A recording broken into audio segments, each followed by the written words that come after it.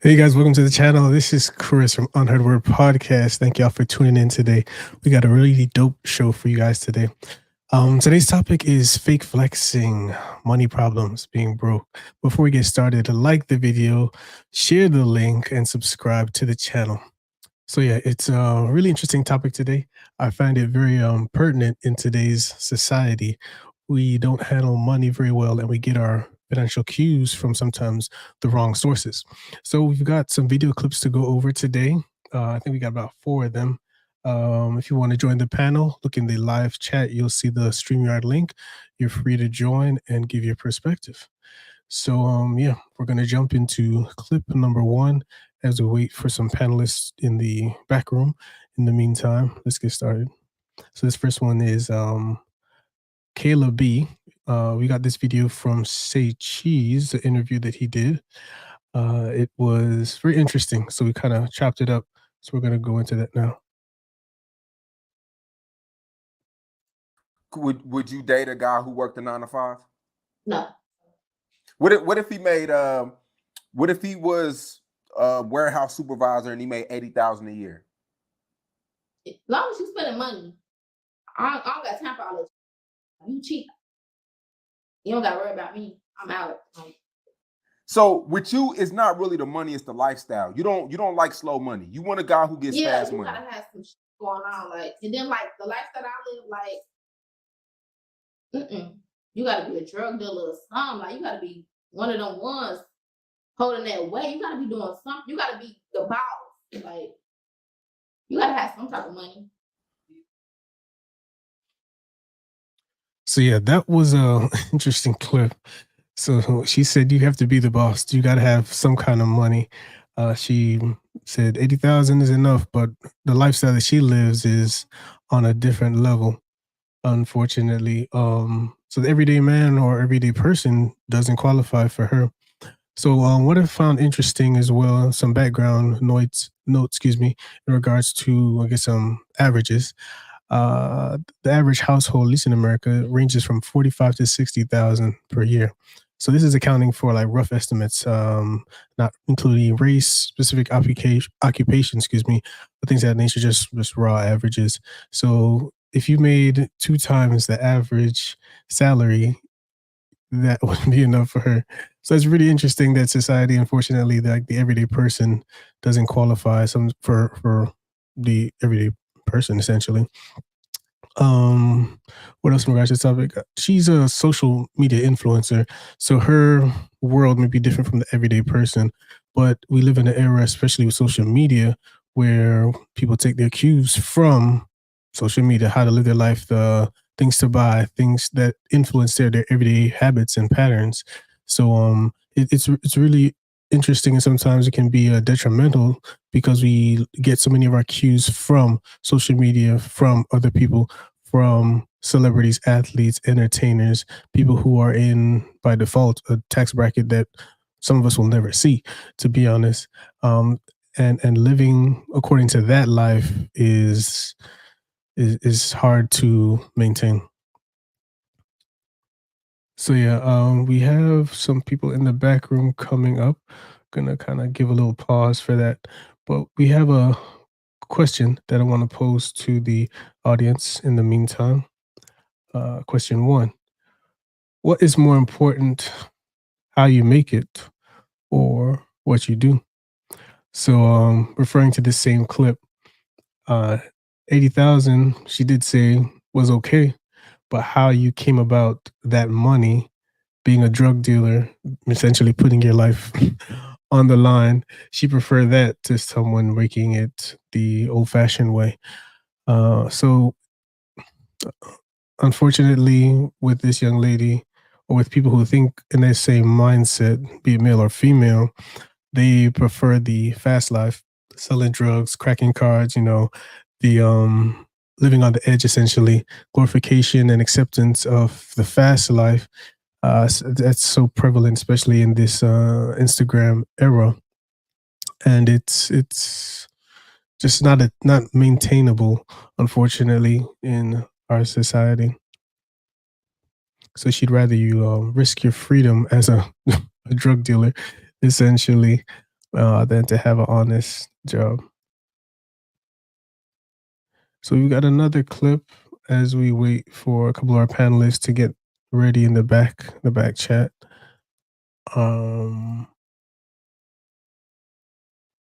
So yeah, clip 2 is going to be referring to that recent story in regards to Moneybagg Yo. He's a rapper, and he was dating, I think her name is Ari. She was also with another rapper. She's a social media influencer as well. And with that story, the apparently had he gifted a truck to her, and apparently it was leased and repossessed, but it was put out like the truck was purchased outright and gifted to her. So I wanted to highlight this because the facade of the fake flex that you have it, the keeping up with the Joneses, the buying of lavish things, or acquisition of lavish things just for show and status. It's so prevalent in our society. Um, it handicaps us, unfortunately. I'd read an article recently. Royal Society for Public Health reported that Instagram has had the most negative effect on young people. It's very image focused and appears to be driving feelings of inadequacy and anxiety in young people. So that perpetuates the appreciation or infatuation with fake couple goals, endless trips, easy money, and it also breeds insecurity, unfortunately, as well. Oh, we got Elizabeth in the back. Are you ready to come up? All right, let's bring you up. 1 second.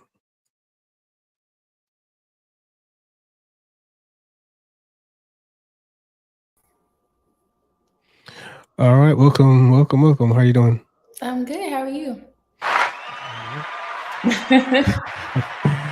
So we're gonna kind of take it from the top again. Did you see any of the previous clips? No. All right. So let's kind of jump back into clip 1. So essentially, the premise of today's show is fake flexing, money problems, chasing the bag or showing that you have the bag. That's so prevalent in our society today. And we're trying to curb that infatuation because it can't be maintained, especially when you're aspiring to live like people who are in tax brackets that many of us will not, ever see. But you have those practices that kind of keep you in the rat race, essentially, as well. But we're going to jump from clip 1 and have you answer some questions in regard to that. Would you date a guy who worked a 9 to 5? No. What if he made what if he was a warehouse supervisor and he made $80,000 a year? As long as you spending money, I don't got time for all that. You cheap. You don't gotta worry about me. I'm out. So with you, it's not really the money; it's the lifestyle. You don't like slow money. You want a guy who gets fast money. Yeah, you gotta have some shit going on, and then the lifestyle I live, you gotta be a drug dealer or something. You gotta be one of them ones holding that weight. You gotta be doing something. You gotta be the boss. You gotta have some type of money. All right. So I kind of saw some of your expressions as she said, gotta be a drug dealer. So I'll pose this question to you since you're here right now. I don't know if you can see it. What is more important, how you make it or what you do? Is it money? Yeah, in regards to money, because she said 80,000 was enough, but her lifestyle, you gotta be a drug dealer essentially. So some people, it's not so much the number, but also just the status. Because even at the end, she said you gotta be one of them ones. You gotta have the boss status.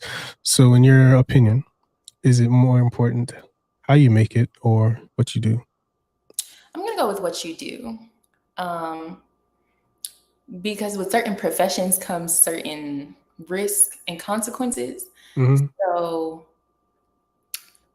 in regards to her wanting a drug dealer, yes, he makes fast money. Yes, he can support your lifestyle. But what if he goes to jail for the drugs? Or what if he's got enemies and they show up at your house? And, it's too many risks. Like, I'd rather have a safer, legal It's true. partner who's doing, a legal job. Just for peace Understood. of mind, because that's a lot to live your life that way. True. Okay. Oh, we got David in the back. Can I bring up real quick? Ooh, ooh. Let me see if I get him up. King David. Hey, what's going on? Welcome. Were you able to see the video? Yeah, I was able to see it. Oh, perfect. So what's your perspective on this video? What do you think's more important? How you make it or what you do? I think it's more important what you do. Actually, I'm going to switch. I'm going to say I think it's more so important how you make it. Okay, elaborate. So there's lots of ways that you can get that money, and like I said, but how she was said, he has to be a drug dealer or something to that nature. Mm-hmm. I think um, I think in this particular day and age era, that's really what it's about. It's more about how you're getting the money, because how you get it is going to basically be how you maintain it. I think more so it means of not necessarily say drug dealer, but boss, and that boss status means Mm-hmm. that you need to make it versus being an employee working for somebody. You need to be a boss. So run some type of company, run some industries, like be in charge of it. And I think that's more so, I think the kind of person that she's possibly looking for is like a guy who basically owns the company, who people work for him. She wants that status and the money, not just, somebody who has a job. So she wants that boss. She wants to be with that guy who happens to be a boss. Now, if he is a drug dealer, or if it is drug dealers that gives her that lifestyle, then each is on. That's her thing. Feel like that's kind of crazy, but yeah, that if you want to be a boss status, you got to be a boss in that manner. Okay. Good point. So in terms of the landscape of society at large, especially what's prevalent on social media, do you think people value more how you make it or what you do? I think they definitely value how you make it more. they it's more of a yeah, it's definitely more of a they want to know titles. They want to know, they want to know what it is. You're gonna be a rapper. You're gonna be a well, you know what? I guess that actually does change. I guess it's more of a what you do then, because they want the rapper, the actor, the this, that, and the other. Is that kind of what you're asking the question? It's just in your opinion in terms of the landscape, but yeah, I would say people want more of what you do, the status of things, Yeah, because you can be, certain hard, laborious jobs, tow truck driver, mechanic, making 80 to 100,000, but it's not flashy. You right. come It's home not dirty every flashing. day. Some people today's society is would rather the look, the status of a job or occupation, I would say, unfortunately. Sometimes that lends to negative practices, drug dealer, etc. Um, Go ahead. You got a point? As far as social media, I don't think anybody cares. Like, as long as the pictures look nice, I don't think anybody cares like where you got the money or where you got the bag or the shoes. But don't you feel that's kind of What, dangerous though? Huh? Isn't that kind of dangerous in terms of people who try to keep up with that lifestyle? Yeah. Because if the pictures look good, then some people will say, okay, I got to get it by any means. So that's kicking indoors, cracking cards. I mean, it's extreme, but you understand what I'm saying at least. Do you Yeah. see? Yeah, Yeah. but that's the lifestyle that media and radio and youth. That's what they've made popular. They made the get money the fast life, the fast way, the Yeah. popular thing. Hardly nobody wants to work a 9 to 5 now. Everybody wants to get money by But it's tomorrow. just not realistic. Like somebody has to go to a 9 to 5. You know, like we all can't be. It's not realistic. It's not realistic, but I think some people are caught in this illusion bubble of money just is easy to get, and a lot of it, you know, like Right. can easily attain, be it social media, or everybody can be a rapper. Like you say, it's not realistic, but Exactly. through social media, can be painted like anybody can, you know, and that's why I say it can be dangerous as well. So yeah. So question 2, same clip. She kept bringing up cheap. So it's a simple question. In your opinion, what is cheap and what is frugal?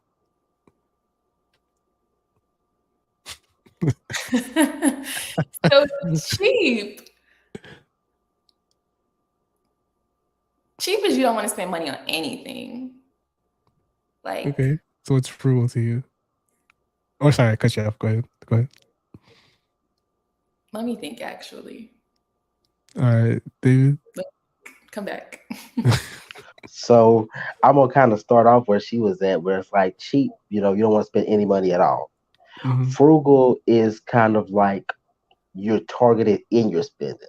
Like you're gonna be particular on spending things. Usually a frugal person is like saving towards something and Mm-hmm. there's reason behind it. So you're going to save money, you're gonna buy the less expensive of this and less expensive of that because you're only gonna spend money on certain quality things for particular reasons. So a lot of your rich people are frugal. They're particular as to what they spend money on. Whereas a cheap person just won't spend anything on anything.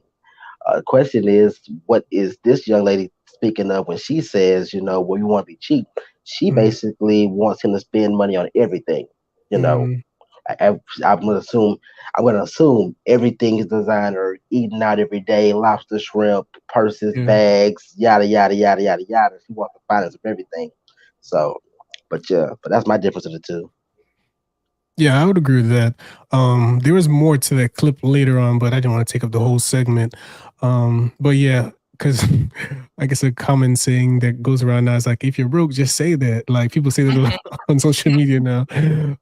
So there was a clip, our story, previously where boyfriend and girlfriend were out on dinner, and I think she brought all of her friends, and the expectation was for him to pay for everybody. So in that scenario, like they had a blow up, and she called him or called him broke to his face. I was like, "You're with this person, you're calling them broke."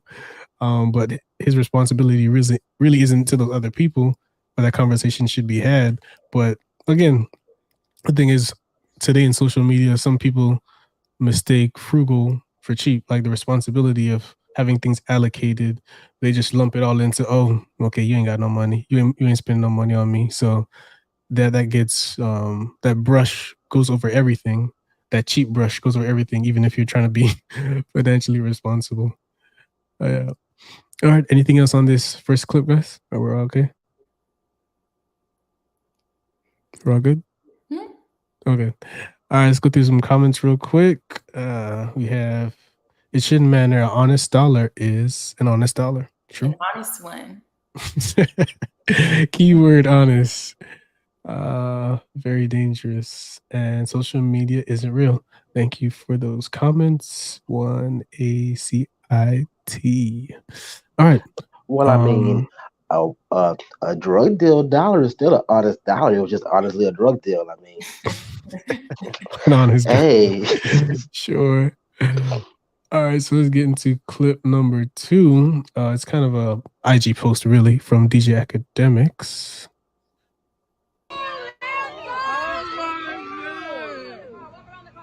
Got the lamb. So the quote says, the Lambo truck money bag you reportedly gifted Ari Fletcher was reportedly leased, and there's a court order for it to be repossessed.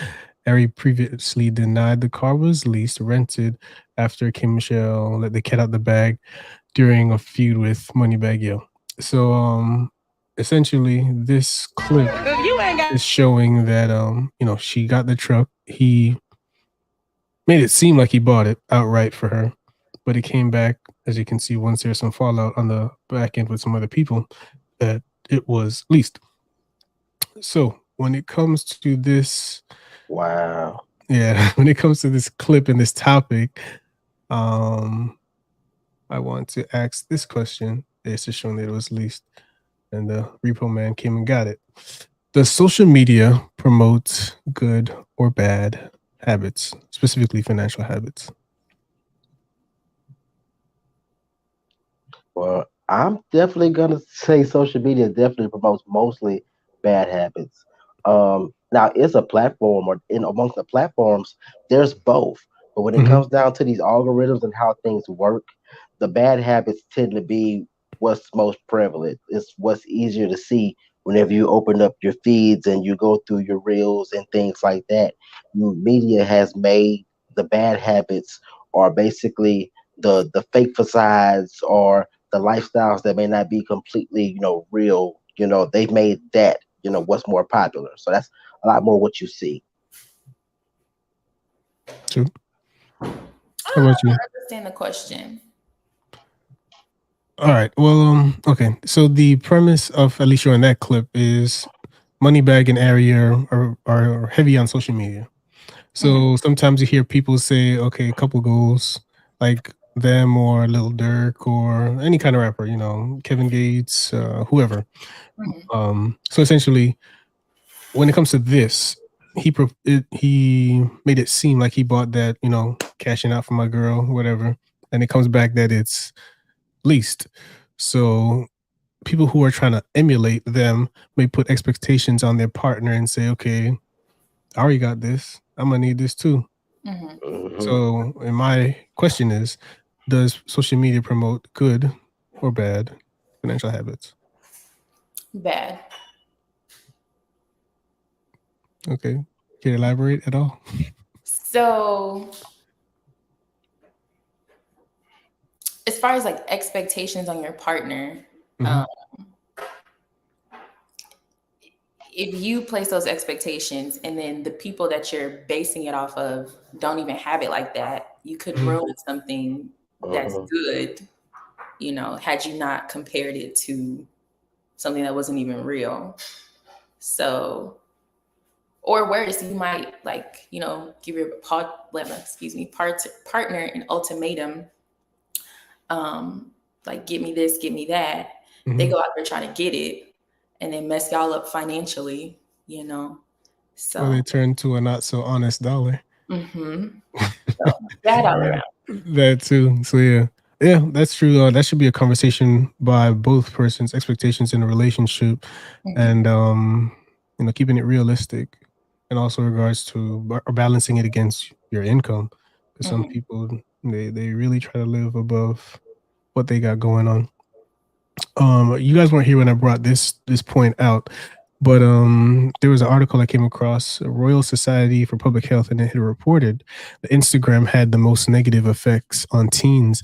Instagram being very image focused, it appears maybe driving feelings of inadequacy, anxiety in young people, promoting or helping perpetuate fake couple goals, endless trips, and lavish excursions, Hmm. thinking money comes easy, and all of these things can breed insecurity by trying to keep up with the Joneses. So yeah, those are things we have to be mindful of going forward when you use these platforms. So this is kind of a side note question in regards to social media. We don't have to dive into it too deep, but who should regulate social media? Or should it be regulated at all? Because we see the things that can come about in society based on what's posted and on all that. But should it be regulated, and if so, by who? So, you want to go first on this one? Okay. So, I don't believe that it needs to be regulated per se. Mhm. But I do believe that all these algorithms and the way they set these platforms up needs to be changed. There's a Mhm. lot of good material, a lot of positive, a lot of real media that goes up that no one ever sees because the way the algorithms are set up. Mhm. Yet all of the who's fighting who's killing who got money for what, who's the rapper, who's the best, all the stuff that brings such negativity or that brings this sense of, you know, unaccomplishment, or that drives people into these habits that end in either being, you know, greatly in debt or having financial issues. Um, yeah, all of that is what's so popular. So the algorithms need to be changed, and not so much need for regulation. Okay. Nope. All right, I'll drop you. You got it. So any point on that, Elizabeth? So I can't remember where I read it, but I read it was either a book or an article or something.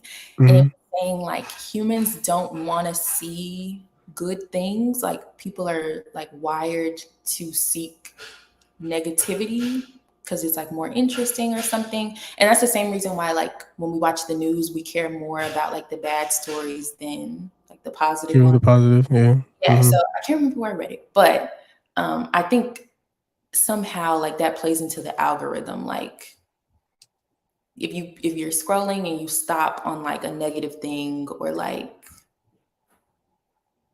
something not so positive, then you're like the algorithm is like, okay, let's show more of this type of thing. True. Yeah, the sensationalized headlines always catch your attention. I actually did a quick search. I don't know if I can share it on the stream. One second, share screen.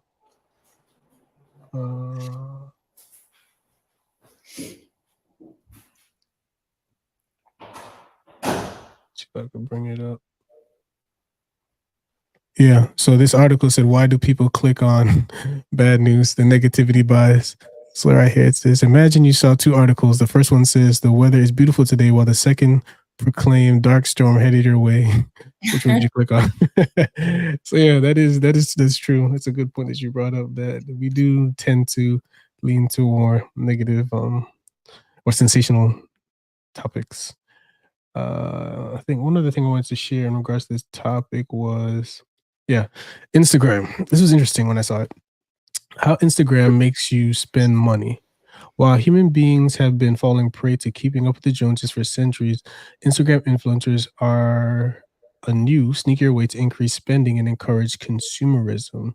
In a study, it found that 57% of millennials surveyed said they had spent money that they hadn't intended to spend because they saw something on social media.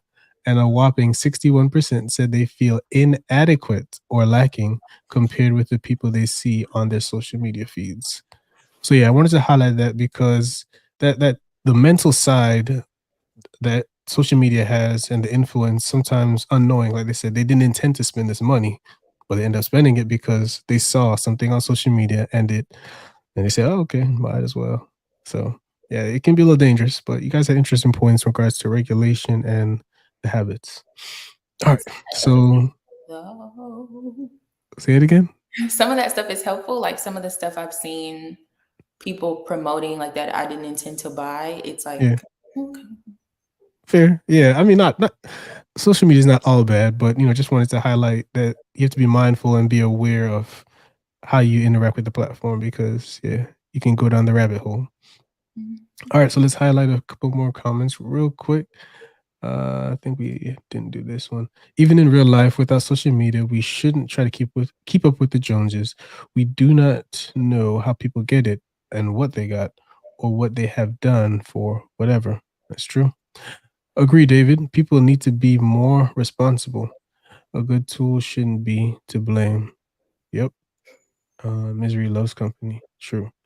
All right, so let's go on to clip number 3. Now, this one comes from iamAthlete. It's a podcast run by athletes or former athletes, and this topic was covering like financial, not so much literacy, but like misgivings or errors by former basketball player Antoine Walker. I think he played for the Boston Celtics and the Miami Heat and a couple other teams. But yeah, let's run that clip real quick. My career, I had 3 contracts.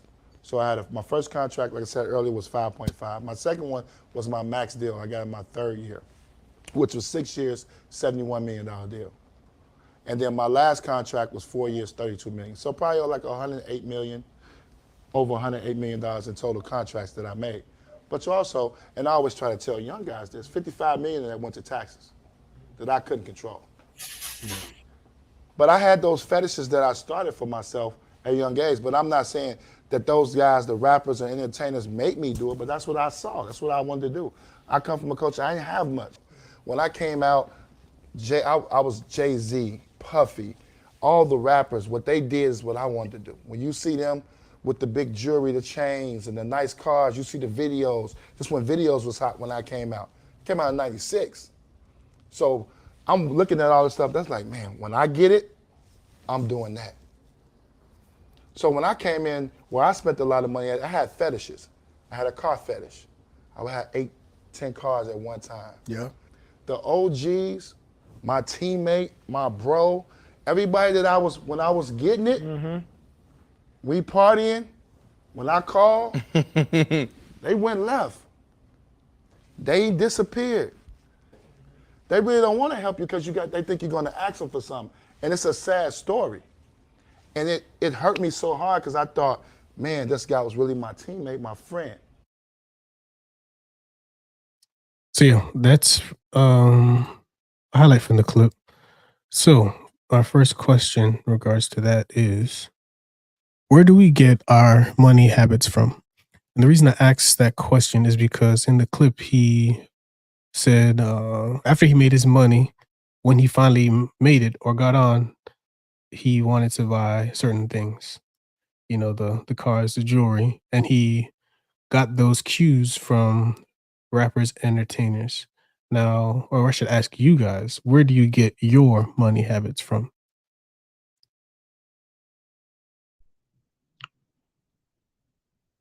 You're muted. I can't hear you. As far as how I spend money or what I buy? It can be both. Both. Yeah.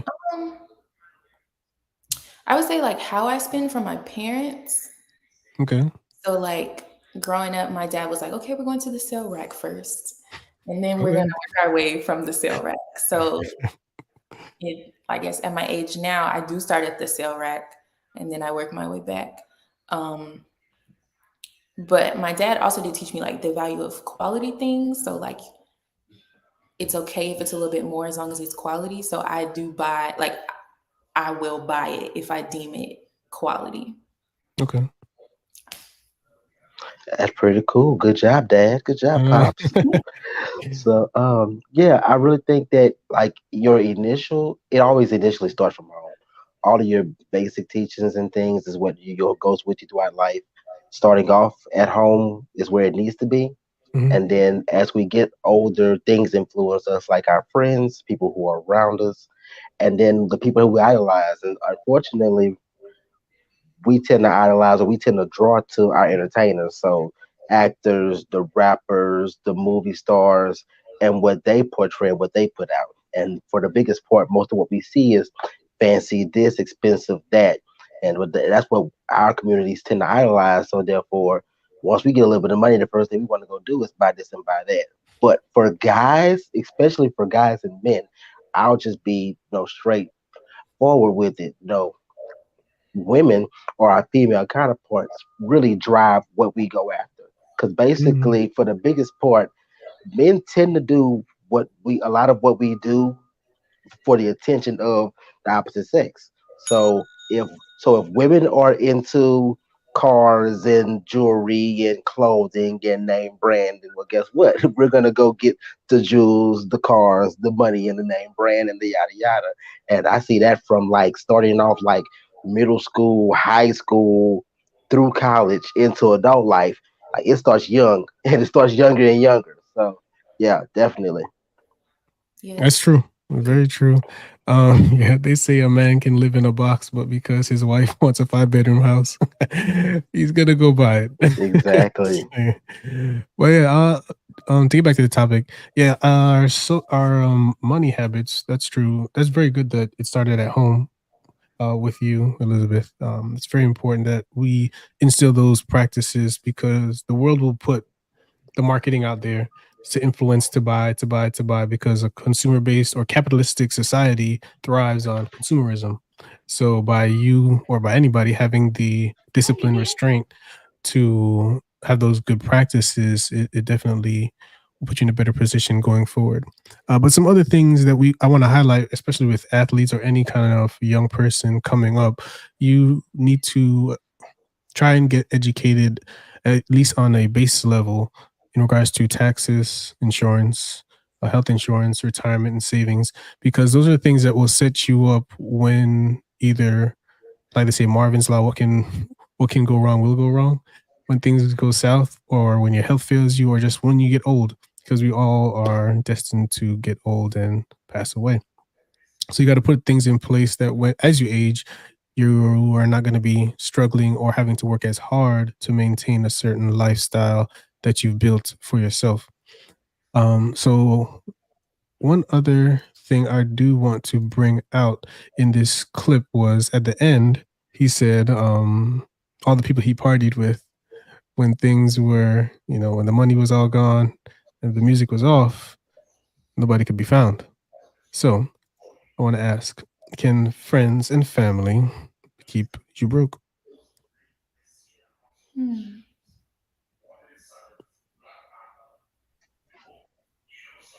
Absolutely. Do one of you guys want to go first on that, or you want me to You go start lead off? off. Go ahead, lead off. My answer for that is absolutely. Friends and family can very much so leave you in a broke position, and that tends to be the case. That tends to be the case on a regular basis. That tends to be the case. What I would have to say is, especially in our community. In our community, there's something that's known as the black tax, which basically means if you make it in any shape, form, or fashion financially, it's almost expected upon Mm, you to reach out and help your family members, help your friends, and those who aren't doing financially as well. It's like a built-in pressure. It's like it's there almost as automatically as taxes are. And so, family and friends, a lot of times when you're doing things, they'll be the first ones to get behind you, to root to go buy this and go buy that, and let's spend money on partying and let's do this other, and shrimp and lobster tails every single day and all this type of stuff. And a lot of times when the finances aren't there and money isn't there, then it's like, where are those friends that you were hanging with?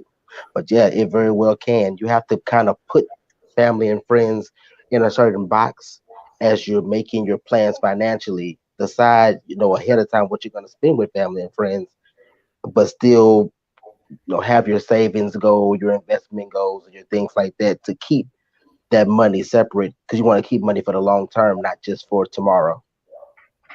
true. I actually never heard that term before, black tax. I kind of know, You I never understand what heard it of is, the but I've black never, tax? I understand the premise, like, got to take care of mom's, auntie, dad, or whatever, but I never knew it was called the black tax. That's very interesting. I looked that up. Any points on that, Elizabeth? I think you have to be very discerning. Mm. When the money comes, I think you just have to remember like who was actually there and not get caught up in who's here now. Because I mean, what do you like? You got money. These people showed up. Now they're your friend. Now you don't Cousins and have money. everything, They're, yeah. they're going as easy as they came. Yeah. So I think as far what was his name, Antoine Walker. Anton Walker. I think as far as him, he might have needed a bit more discernment at that time. Can friends and family keep you broke? I mean, take care of mom and pop, brother and sister. Everybody else can figure it out. I feel So you like. keep your giving to the immediate family, at least focus wise, and then like if you have a little extra, you can sprinkle it here and there. Yeah, I can understand that. I guess I give you another or not scenario, but sometimes when these are athletes, they're 20, 21, they're coming into millions of dollars, and for them to say no to Uncle Bill or Auntie Sue, who took me to a couple games and practices, it makes you feel bad. Yeah, So maybe it's kind of hard. but like people that just have come out of the woodworks wanting something, it's like Okay, so they show you like a picture, like, oh yeah, like back in the a day. far removed relative or something. Like I've never seen you, but like Yeah. now you're just so adamant that you're my great this and second cousin that, like okay. Right. The connection needs to be more or close, I guess you could say as Right. well. As Drake would say, no new friends. No new friends. True. So yeah, another thing I want to highlight in that same clip or in relation to younger athletes, not just athletes, young people coming into their own career-wise professionally, is investing. So I'll ask this other question with investing. What's more important? Investing when you start or just being educated on investing? Education. You go first on that, Liz. Yeah, I think education. Mhm. I am looking to invest, but I am not as educated as I want to be, and I don't want to mess up anything. So I'm okay with starting a little bit later Mhm. when I feel like I know what I'm doing. Yeah, but I guess no, I'm gonna stick with that. All right. Final answer. Dave? So I'm really on the fence with that one. This is a very good question Yeah. because I think they're both equally important. I kind of feel, Mhm. um, and when it comes down to investing, the key of it is that like time or over time is where your investment gains the most. So of Mhm. course, the earlier you start, the more money you're gonna have, Mhm. but you don't necessarily know, when to start. So I kind of feel like starting is more important, but education along the way, is extremely important. I feel like every person who has kids or children should start their investment accounts for these people now. Mhm. Start investment accounts for your children, and then as they grow up, boom, teach them with the education so that when they get grown enough, then now they know when they're learning it. So you teach them from children, but if you can start the investment as early as possible. So when to start, I would say would be the most important, and then education is like just a hint less important, but you better Okay. have it in there. So like 1A, 1-2. Oh, Right, 1A, 1B. right. Excuse me. 1A, 1B, definitely. Got you. Got Because you. you can talk to somebody until you're blue in the face, but unless they actually start putting anything into practice, Mhm. a lot of that teaching doesn't really soak in anyway. Think about going to school. How much of the school learning have you gotten in school do you actually use in real life? Very Yeah. little of it. So let's get the Yeah. application and then teach along the way. Yeah. Fair point. Yeah, I agree with both. I can get on board with 1A, 1B because they're just as important. It's just I'd say depending on what type of investment may require the education on the front end versus just taking the risk. So one thing I do want to highlight that wasn't in this clip, but in that conversation again, because I don't want to take up the whole segment with just showing the video, was he highlighted that he started his investment journey in real estate, restaurants, and then he said that he wished he hadn't because these things require your eyeballs. So granted, it's good to invest, but depending on the type of investment and how much attention it requires, it may be better to hold off because yeah, you have the fear of missing out. Or if I don't start, I'll be behind. But money lost is money lost when you make a mistake as well. So I agree with both points. We just have to evaluate your risk. That's very important. And the type of investment. Does it require all of your attention? Because like your retirement stuff, that's usually more set it and forget it. But if you're in real estate, restaurants, that takes people management. So you need to be more involved. So yeah, just we'll be mindful of that. Yeah. I'm going to add a small nugget on top of that, Go ahead. Chris. So one thing that I've been taught by some others in the fields and industries are that the first and most important investment you can make is an investment in yourself. Mm, So if there's something that you want to do, before you jump to go and do it, actually take some time and maybe consider making the investment in education to learn mm. about what it is you're going to get yourself into before doing it. And that's something that a lot of people, entrepreneurs and things of that nature, we don't Your want to connections do. going in and out. Okay. That's one of those things that a lot of our entrepreneurs don't want to do. We don't want to spend any money up front. But Mm, sometimes spending that money on the education is worth it. It's worth paying for that class. It's worth paying for that seminar. It's worth paying for that mentor to help you do those things that you dream and wish to do. So yeah, invest in education. very good point. Very good point. Very good point. All right, let's highlight a couple comments real quick. I think this was in regards to our previous question. Um, an old Caribbean saying, "Who laughs with you, don't cry with you." Oh, regards to when he said people don't, they're nowhere to be found when the money dries up. Squirrel KLJ says, friends and family, yes. If you don't have good boundaries, wanting you to help them out, or they keep you from aiming higher. Yeah, sometimes they can keep us from flying. Boundaries, true. Education, and they say education is important because you can lose the investment if you don't know what you're doing. True. And you have to know what you're even investing in the first place. You don't have to know everything, but enough to make a decent decision to start you off. Yep. Education seems to be the winner. At least one A, as you say, right? Okay. So we're gonna get into our final clip before we wrap the show up. The secret of selling to the Negro is expressed in one word. That word is recognition. Now, there's nothing unusual about that. People want to be recognized. They need recognition.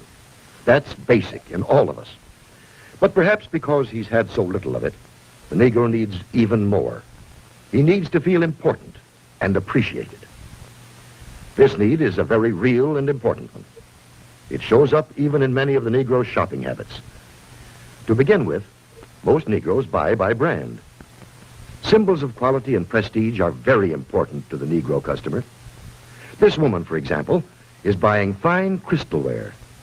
But she is also buying the admiration and approval of her friends and relatives. Listen to her thoughts. My, isn't it beautiful? I can hardly wait to show it to Sally and Joan. It's a well-known fact that many Negro customers are influenced by the opinions of others. What their friends may think of a certain item often decides whether or not the sale is made. When you sell to one member, you many times sell to all. Okay. So yeah, that clip actually comes from 1954. And I think some of those things are still prevalent today. So to ask the first question, what is your favorite brand? Ooh.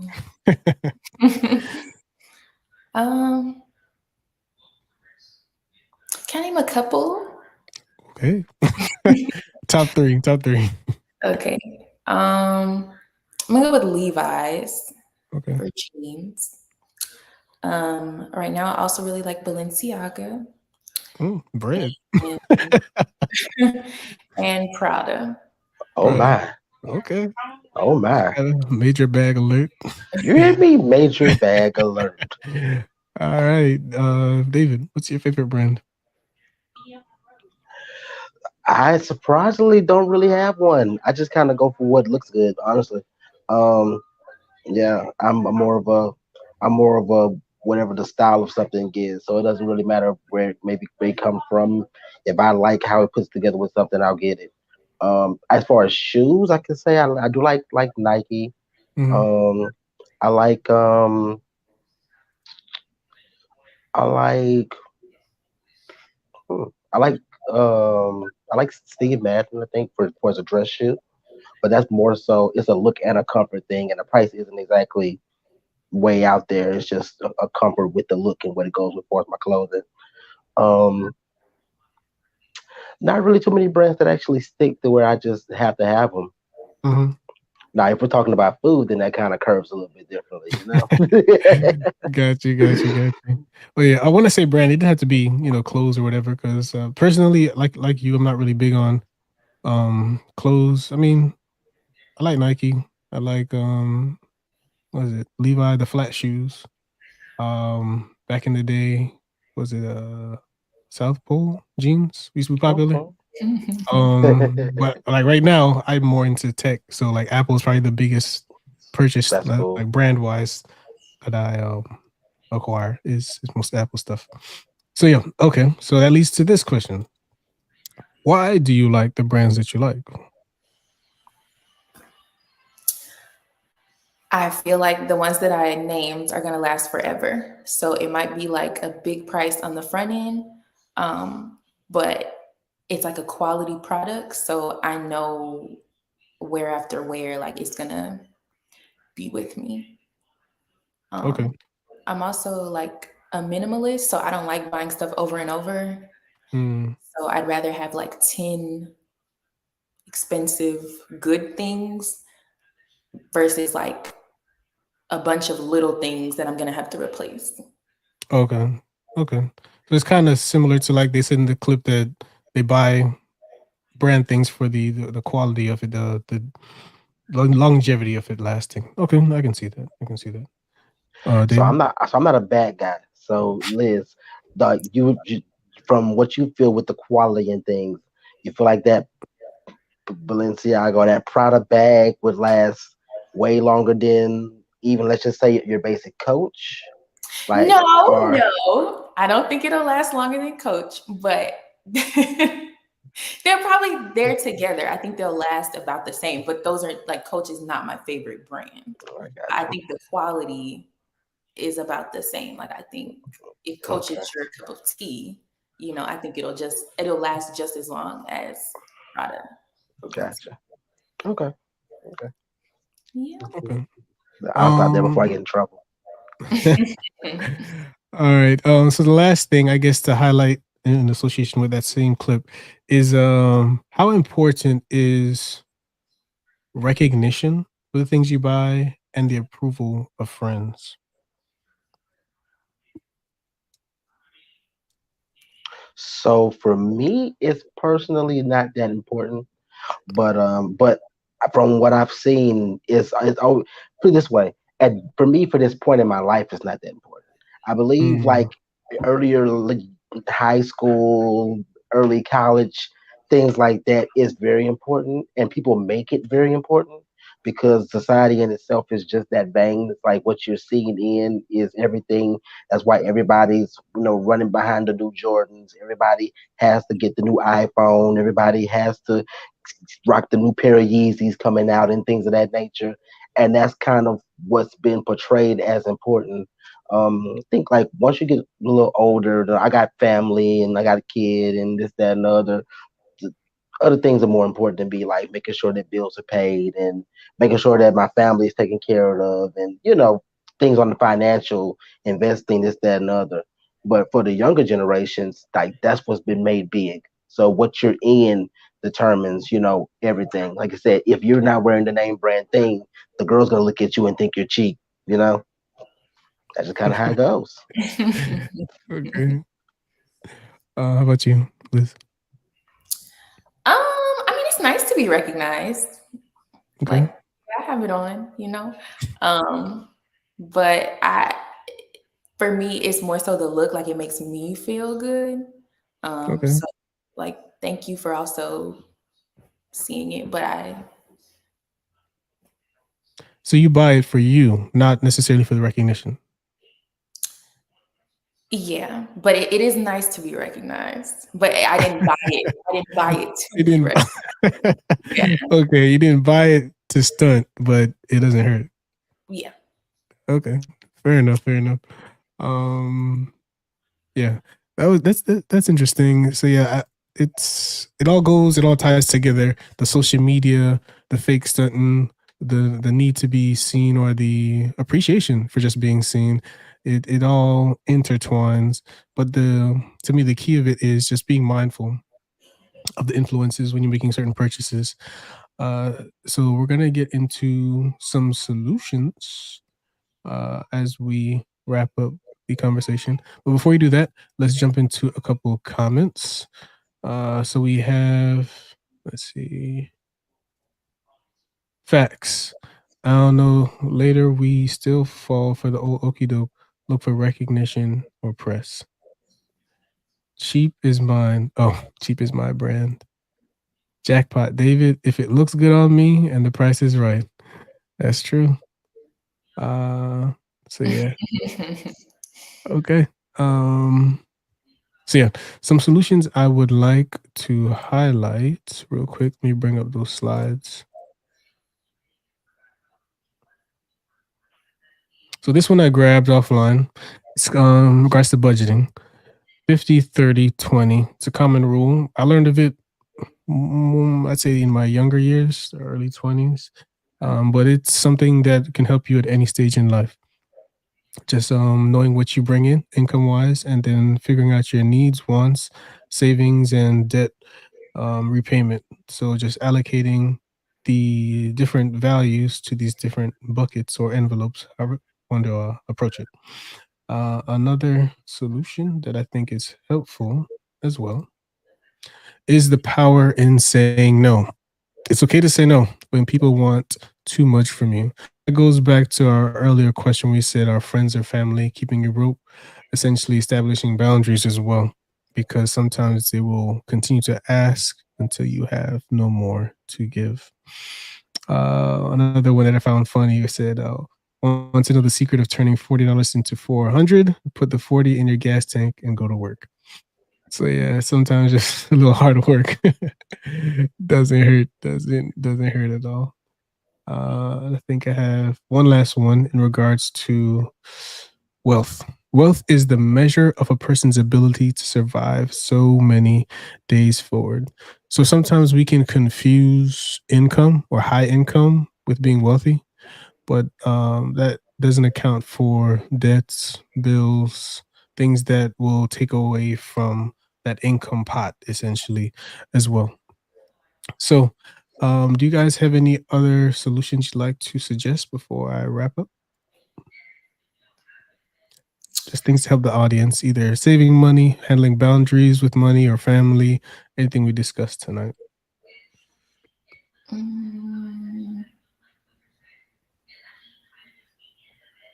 Emergency fund.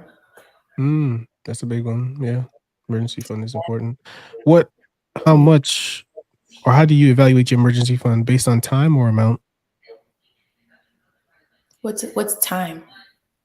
Like, and like if you say, okay, my expenses for 3 months, 6 months, like or is it just the amount? Like, I got this much money in an account. Like, what's more important, or what do you do? Time, like how far out it'll last you. Okay. Yeah. Okay. David, any solutions or points? I definitely agree with the emergency fund. For those who maybe have never heard of emergency fund, it's basically money that you put aside, that you save aside specifically for emergency. It's like known knowledge right now that the typical family at this point can't handle a $500 emergency if it pops up. Like, it would throw your finances totally into shambles. So you want to definitely have, like I said, minimally $1,000. Eventually, you want to get it to the point where it's 3 to 6 months worth of your expenses. So that if something were to happen, like you lost your job, you break your leg, or anything of that nature, you're covered for 3 to 6 months. With the current economic turn we're in right now, you need to actually be working towards having that 6 months to a year. But that's another episode. We'll talk about that stuff later. Yeah. So emergency fund, definitely. I definitely say also, with your money, a smart thing to do is decide that you're gonna put, let's say, 10% or 5% of your income. Like, make a help budget. For instance, if you're that big-hearted kind, like, I'm a big-hearted person, so I have to, like, decide ahead of time. I'm gonna give no more than 5%, or have no more than 10% of my income within a month that I'm willing to give away to help somebody or loan out, with the expectation that it may or may not come back. So if I stop at 5% or 10% for the month, then when I get to that 5% or 10% point in the month, well, anybody else who needs to borrow something, I'm sorry, I really don't have it, because my budget for helping others is done for the month. And that's what somebody, that's just kind of how it has to go if you're going to keep your other money to use for the purpose it needs to be used for. So that's something to help those people who like to help people, love to help people. Yeah, definitely. And then like going back to like that very, very first clip with the chick who wanted to have the drug dealer situation and all that Oh kind of yeah, stuff. yeah, yeah. So I feel like that's all fine and dandy. If that's what you want, that's what you want. But here's my thing. If you want that, then you better really be about that life. Like you gotta know that if you're gonna be with the drug dealer because he's the boss and he got the money, then you gotta be like that ride or die chick that's gonna be when the cops come kick in the door, you ain't snitching, you ain't saying nothing. If homeboy gotta go to jail for 3 to 6 months or a year, you go hold him down and until he gets out, yada yada yada. If you're not really about that life, then you don't really need that kind of brother. I mean, it's just there for that period. And don't be surprised when somebody comes kicking the back door, and don't be Yeah. surprised, when that car gets picked up by Repo because he missed the bill, and don't be surprised because he's buying your bags, he's taking you on trips, this, that, and the other. He may not be handling his money responsibility responsibly. So with that lifestyle comes risk. And if you want that lifestyle, then that's fine. Hey, that's to each his own. But you also limit the possibility of what relationships you can have by being so small minded in who you're willing to talk to.